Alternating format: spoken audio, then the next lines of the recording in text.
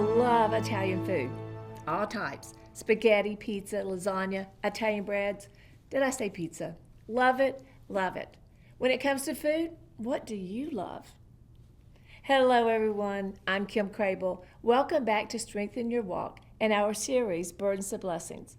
It's a 10-part series based on my curriculum, Burdens to Blessings. Discover the power of your story. Many years ago, as I prepared to present the unpublished Burdens to Blessings for the first time in my home, I ran to the grocery store to grab a few snacks.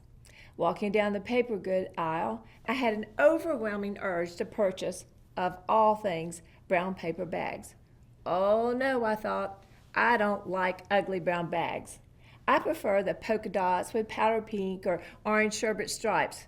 Never would I, in my wildest imagination, consider a brown paper bag.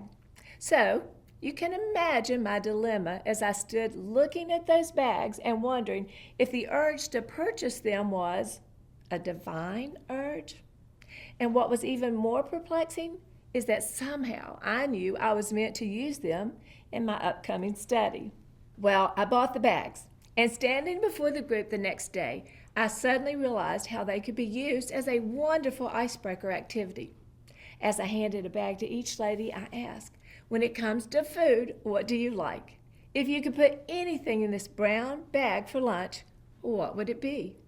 The ladies had such a wonderful time sharing their favorite foods, but I will tell you, not one was prepared for what the next question would be.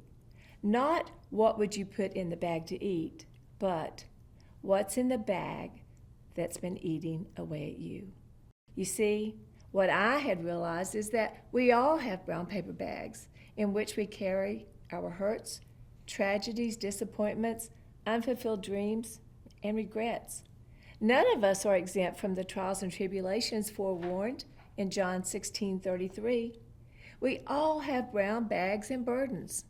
None of us like it, nor do we want to carry around those bags. We just aren't quite sure what to do with them. We try to hide them with busy little lives and happy little smiles and peppy little personalities. But no matter what we do, they are still there. So now, let me ask you, what is in the bag that's been eating away at you? What comes to mind? What is resting heavy on your heart? Remember when we talked last time about a way to uncover the burden God is asking you to bring to Him? Well, this is it. It's what's in the bag that's been eating away at you. Oh, I know it's a gut-wrenching question. I know it is. And I know it will cause you to gasp. It will cause you to stop and question if you dare trust God. Believe me, I understand. But God knows that healing begins with truth from our innermost parts. So acknowledging those hurts is our first step. When I first asked myself that question, I realized that my greatest burden was rooted in a beyond difficult experience which I endured at the tender age of 4. Everything I thought I knew about who I was and where I belonged was snatched away from me, shattering my identity. And I can see now that this moment became the catalyst of the majority of the burdens which followed. But just as surely as God tells us that we all will have trials and troubles in this world, He also tells us to take heart, for He has overcome the world. There is hope in that promise, my friends.